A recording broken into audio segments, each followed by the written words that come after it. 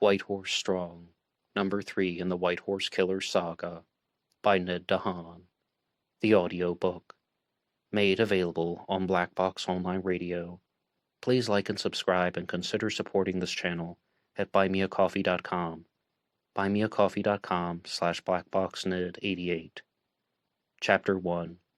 The sound of 4 rubber tires colliding with the large cracks and holes in the busted highway pavement could be heard with ease inside of the black Lincoln town car. Barry Albert was in the driver's seat of a vehicle that did not belong to him, and he was flooring it, but not trying to majorly break the speed limit, of course. The owner of the car was 18-year-old Martin Gill, who sat in the passenger seat next to him. Martin had dyed his hair with streaks of green that looked intense in the sunlight. In all honesty, the car belonged to Martin's father, but Martin had insisted that Barry drive so that he could document all of his new observations about the White Horse Killer for his website, truecrimegovernment.com. It was a particular detail that Martin was leaving out, though. Either the White Horse Killer, or someone pretending to be the perpetrator, had mailed a note to find Barry Albert, the man who knew more secrets about the White Horse mystery than anyone. Next, a clue had been dropped about the next possible victim, Joanna Skite, Barry's former lover. Barry sat in the driver's seat with his hands tightly around the black and silver steering wheel cover. He still thought the Lincoln town car didn't suit Martin at all. However, he was glad to have a vehicle. Martin was in the passenger seat working on his laptop computer and occasionally paused to look out the window. "I know I've asked this 100 times already," said Martin, "but are you sure about this solution to the cipher code?" "And every time, my answer is no," Barry responded. "But if I am right, the White Horse Killer is holding Joanna Skite hostage outside of the town of Lebanon, Pennsylvania, and down a street called Dover Avenue. I mean, most of the other clues were clear as day." "What will we do once we get to Dover Avenue?" Martin asked. "I haven't thought that far ahead," Barry admitted. Barry was still in the white tank top and blue sweatpants that he had been wearing when Martin had knocked upon his door.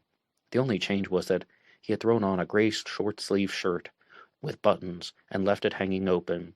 He knew that he would probably be fired from the Jonestown Motel for disappearing without giving any notice, and that would mean he was also out of a home. But Barry didn't care about that now. He didn't care about being the facilities manager at a motel in the middle of nowhere. He wanted to find Joanna. Martin couldn't tell, but she had been ingrained in Barry's mind since he had read the cipher code. Perhaps he wanted to see Joanna again, more than he thought. That feeling, partnered with the idea of her being held captive by the White Horse Killer, made the engine roar. Google Maps had said that it would take 36 minutes to get to Dover Avenue. They had only been on the road for 20 minutes, but Barry couldn't wait for the street sign. "Mr. Albert," Martin began. Barry, sorry. May I ask you a question?" "You've been asking me questions non-stop from the start," Barry reminded him. "I don't see why one more would hurt." Fair enough," Martin acknowledged. "Is it wrong to enjoy any moment of this?" Barry felt his tongue rolling around inside of his mouth and going over the gaps in his teeth. "For you, no," Barry replied. "For me, yes." "I guess I can understand," Martin went on. "I've been reading about serial killers and true crime cases ever since I was 7 years old. I never thought that I would actually have been contacted by someone from the stories I've covered. It's all kind of different for me." "It's not all it's cracked up to be," Barry returned. "Yeah, I know what you mean," Martin continued. "By the way, looks like we're about to get on the Pennsylvania Turnpike. It should be—" Barry slammed on the brakes, and the car pulled over to the shoulder. Martin went silent. Then he let out a small shriek. The sound of unknown scrapes could be heard, and the car behind them was honking its horn. "What's going on, Barry?" Martin shouted. "I told you, this is my dad's car. Why did you stop like that?" "I almost missed the turn," Barry instructed him. "No, you didn't," Martin tried to correct him. "The turnpike isn't until the next exit." Martin turned and rolled down the window in the Lincoln. The first thing he saw was a small green street sign that said Pine Lane. Then Barry turned the car and went down the small street. At last he turned on over to Dover Avenue. "Pine Lane can bring us to Dover Avenue. I've been here once before when I got lost," Barry told Marbert. "Oh, okay," said Martin. Next to the street sign was a tall, thin pole, and then, even beyond that, was a statue of a white horse. Barry looked it over. It wasn't as big as he had remembered. Instead, it was about 6 feet high, but extremely out of place. "You don't think this is what we were supposed to find, do you?" Martin asked Barry. "I don't know anything, Martin," Barry replied. "2 hours ago, I didn't know who you were. Now we're racing across the state, trying to find a serial killer. Who knows what will happen next?" It was just before noon, and the April sun was intense in the sky. Barry and Martin exited the car and walked toward the white statue. As they approached the statue, they found an envelope on the ground at its base, which appeared to have red drops on the outside. 3 large red drops, to be precise. "This is impossible," Martin almost screamed. "This is the clue? How on earth did the killer know that we would go this way or find the envelope? I mean, there was nothing in the cipher that suggested this. A single statue on the side of the road? I didn't even see it. I mean, I didn't even know about Pine Lane. I was looking at my laptop. Ah, crap. I forgot to put it back in the bag. I'm going to keep my eyes on the car. I hope no one steals it." "What happened to enjoying this part of the true crime story?" Barry almost teased him. "My life is on that computer," Martin challenged him. Barry didn't want to continue the discussion. He knelt down under the hot sun and picked up the envelope with the 3 drops. "I think it's red paint. For the sake of sanitation, I hope so too," Martin muttered. Barry opened the envelope, removed a single red piece of construction paper. It had been folded into thirds. The letters were hand-printed in a sloppy text. 1/3 of the paper read, "You think you're smart? Anyone could have figured it out." Next it read, "You were driving to Dover, weren't you? She's not there. I knew you'd see this." Lastly, "Joanna is in the Red Horse Frederick." Across all 3 panels of the paper it read, "The Red Horse Killer has been born." "Oh, no," Martin grumbled. "This isn't real." "What do you mean, not real?" Barry asked. "I mean, it's just unbelievable," Martin stammered. He began to pace about in the vicinity of the statue. Barry did not move an inch. "I'll ask again. Why don't you think it's real?" Barry kept asking. "I don't know what to say, Barry," Martin went on. "I mean, either some sick psychopath is sending out some kind of wild goose chase messages, or it's just from some jerk on the internet trolling us." "I know what you mean," Barry agreed. "I've never seen this type of handwriting from the White Horse Killer. It was also never described by the media. And this person is calling himself, or even herself, the Red Horse Killer," said Martin. "We don't know who that is, but if you ask me, I'd say that this is just some online troll who read about the stuff online and maybe from the papers. Red Horse Killer? Is it a cheap knockoff name? I hope I didn't waste your time, Mr. Albert. I mean, Barry. I hope not, anyway." "Martin," Barry called to him. "I grew up in the D.C. area, and I lived in Maryland for a long time. There is a Red Horse Inn in Frederick, Maryland. It has a giant statue of a red horse out front. There was a bar called the Red Stallion in Williamsport, Maryland, where I used to live, but that one closed down a long time ago." "How well does this internet troll know you?" Martin almost shrieked. "The Red Horse Inn is on Patrick Street. We call it the Golden Mile. Everyone in Frederick, Maryland would know it that way. It's a major landmark." "What if this is just some online jackass?" Martin questioned. "Martin," Barry almost pleaded, "Joanna could still be out there. She could be held hostage. I mean, we thought the White Horse Killer stuff was all behind us. But what if it is real? The Inman trial, Joanna's name, all of this stuff was in the newspapers, online, and even the radio. You know WBBR? They had a field day with all the attention they got after the White Horse Killer started mailing letters to the radio station. We have to try." "Barry, you know what's going to happen," Martin retorted. "We're going to arrive in Frederick, Maryland, and this Red Horse Statue Inn or whatever it is, and we are going to find another clue.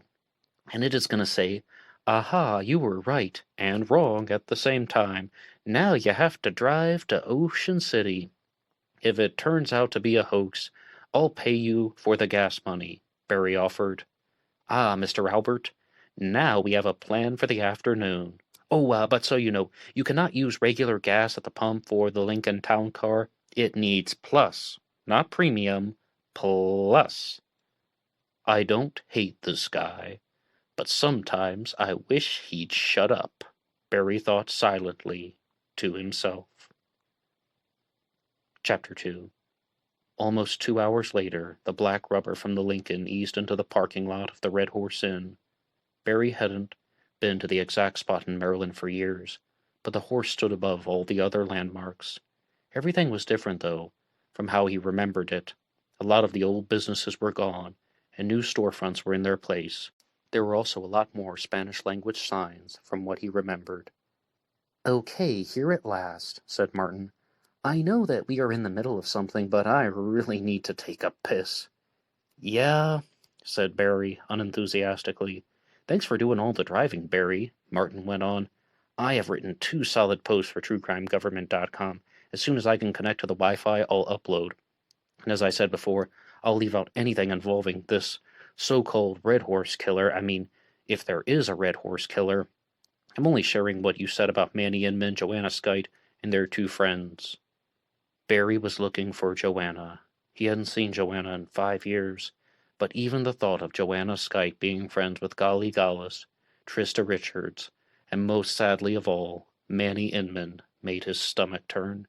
At that point, Barry wasn't mad at Martin at all. It was true, Joanna had been a companion of the 3 goons, but Barry despised the idea. "Let's get to it," said Barry. They exited the black Lincoln in the parking lot, and they looked around quickly. There were 2 statues of red horses.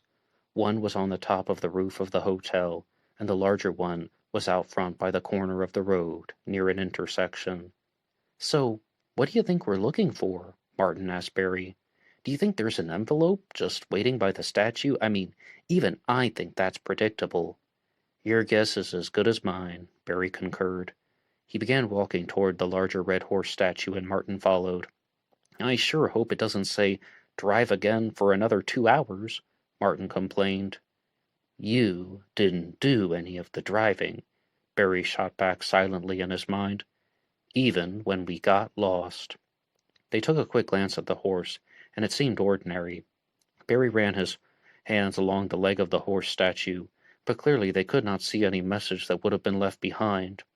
Barry stood in silence for a moment, and he bit his lower lip, as he did on occasion. What if he had made a terrible mistake? What other red horse could it have been referring to?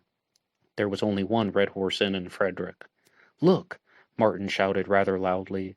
Barry turned and saw where Martin was pointing. The base of the statue was standing on a concrete rectangle, which was surrounded by a grassy lawn. A single white object was pointing out of the ground. Barry gently walked toward it, but from the moment he saw it, he knew it was another envelope. He grabbed the point and pulled the white paper from the light soil which had covered it. It had been buried. There were 2 drops of red paint or possibly blood on this one instead of 3. "2 red dots this time," said Martin. "Does this mean we're finding the clues out of order?" "I don't think so," Barry replied. "We drove the roads the killer, this person, wanted us to take, first Dover Avenue and then guiding us toward Frederick. I think we are finding them in order. Maybe it's a type of serial killer countdown," Martin proposed. "Maybe," Barry agreed. In fact, he thought highly of the idea. Barry opened the envelope. There was no message inside, but he revealed a folded piece of paper. It was red construction paper, the exact kind they had found in Pennsylvania. The paper was folded around a hotel room key for the Red Horse Inn. "Room 325, Barry said aloud. The room key had a red plastic keychain, which was in the shape of an oval, and it reminded Barry of his days in the Birch Bark Motel, back in Williamsport. He looked Martin in the eye, and the 2 of them casually walked inside.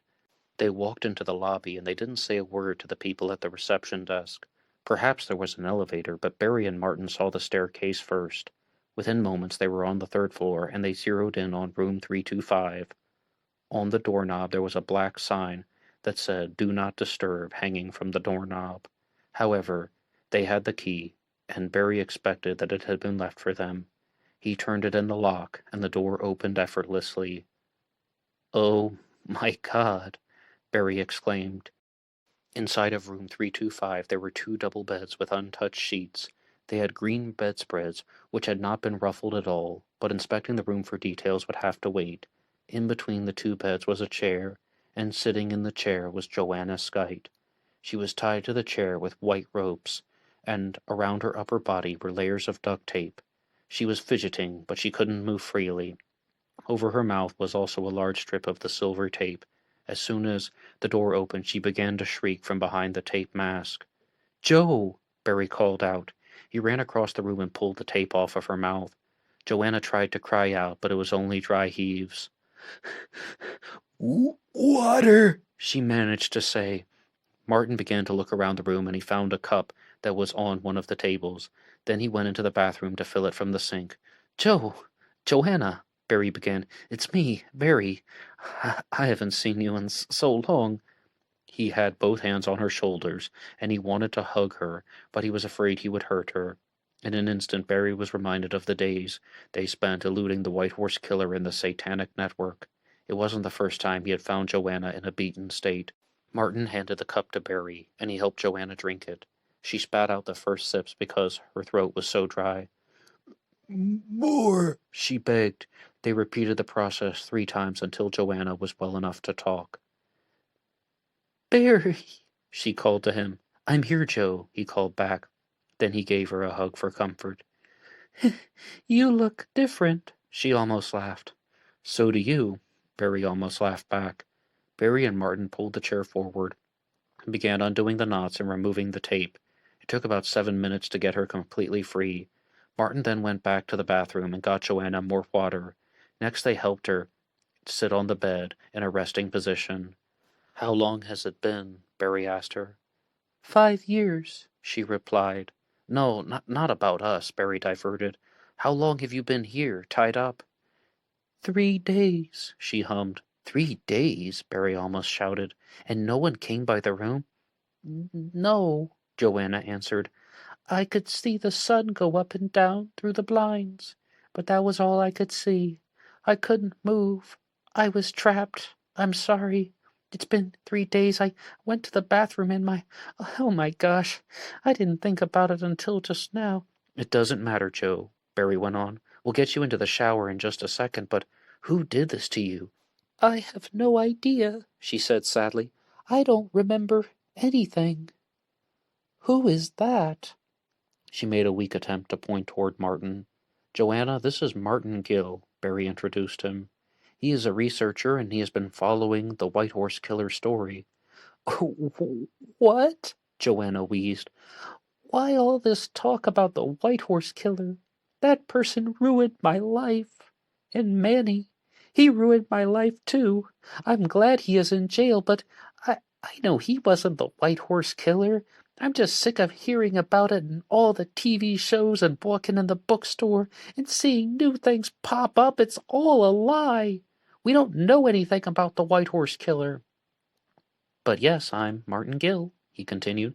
"Miss Joanna, I've heard so much about you and I've read so much about you. We will have to talk later, but like Barry said, who would do this to you and why?" "There," Joanna mumbled. She had the strength to raise her index finger and point toward the television that was against the far wall. "I do remember one thing," she said. "I woke up, and it was night time, and it was dark outside, and I could see someone here. I was already tied up, and he was wearing a mask.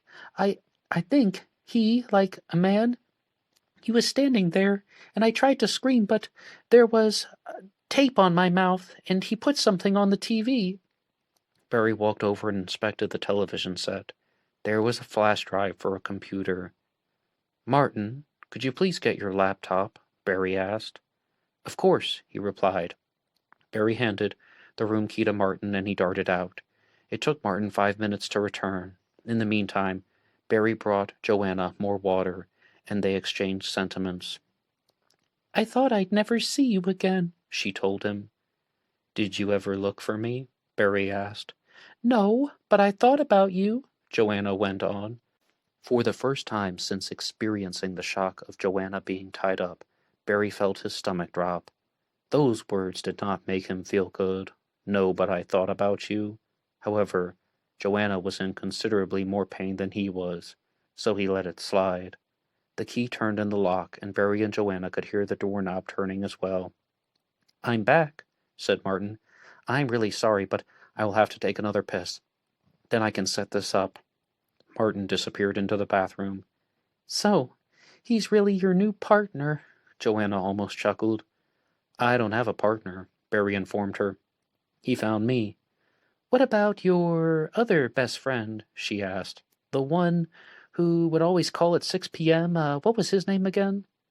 Warren Jones, Barry reminded her. Yeah, Warren Jones, Joanna sighed. Will he join us? Nah, Barry declined. Warren is now married and he has 2 kids. A lot can change in 5 years. What about you? Joanna inquired. Still living alone in that motel drinking cold coffee late at night? I moved to Jonestown, Pennsylvania, Barry revealed. Jonestown? Joanna coughed hard. That's where we... why would you move there? She was of course referring to the mass suicide committed by the Satanic Network. At one point, Joanna had called Trista Richards her sister, but Trista held no loyalty. She was simply a chaotic individual, and she had taken her own life in the name of chaos. Now her body was under 5 years of earth in the backwoods of Pennsylvania. Ever hear of a carefully guarded secret? Barry asked. Yeah, I have, she acknowledged. Okay, I'm back, Martin announced. Martin spent under 1 minute turning on his laptop, and for the first time, Barry noticed that the outside of it was dark blue and not black. Joanna, do you want to shower first? Barry asked. You know, like before we see what's on this drive? No, I want to see first, she said. Martin plugged the flash drive into the laptop. There's only one file, he shared. It's a video. Let's see it, Barry directed. Martin clicked on the file and pressed play. Then he sat back on the second bed in the room. Barry moved to the edge of the bed, so they were all equidistant from the computer screen. The video revealed a masked figure wearing all red. He was sitting in front of a blue background, but Barry could not believe how intense the red color of the mask was. It looked like cloth, but the top formed almost into a solid rectangle raised above his head. The eyes of the person were not visible. Instead, they were hidden behind a red mesh-like material, almost like a screen or a net. The only change in color or shade was on the fabric that went down over the figure's chest. The mask hung down like a flap over the chest area, and there rested a black symbol, which resembled the letter W. Barry had seen this before, and Joanna knew it well too. The W looked like it had been made from 2 interlocking V's. It was the alleged symbol of the Satanic Network. I know you have questions, but you will not get answers. The figure spoke. The voice was robotic, almost monotone, but it didn't sound like a voice modulator. Instead, it sounded like the person was deliberately disguising his speech pattern. You 3 have been brought here because you followed the White Horse. I was the White Horse killer, but now I have evolved. The White Horse ran wild, but the Red Horse will bring even more destruction. Terror will rain down upon the people of America if you do not do what I say. Barry Albert, you know the secrets of the White Horse. Joanna Skite, you know that Emmanuel Edmund was not the White Horse killer. Martin Gill, you have researched the story more than anyone else. Therefore you 3 will get closer to the truth than anyone. I am going to go on a kill rampage, and you will not stop me. I will let you try, but you will not succeed. Think of it as giving you 3 a front row seat to the ride of the century. No, better yet, the ride of a lifetime. If you share this video with others, I will kill 1 extra person. If you share it with law enforcement, I will kill 2 extra persons. If you post it online or on social media or anywhere on the internet, I will kill 10 extra people. So don't get any ideas. Especially you, Martin Gill. You 3 are going to do what I say. I'm going to drop clues like a trail of breadcrumbs. Can you keep up? The era of the white horse is over. The dawn of the red horse is upon you all. You will lose, but you still have to play. You are all fools in my eyes, but it has now begun.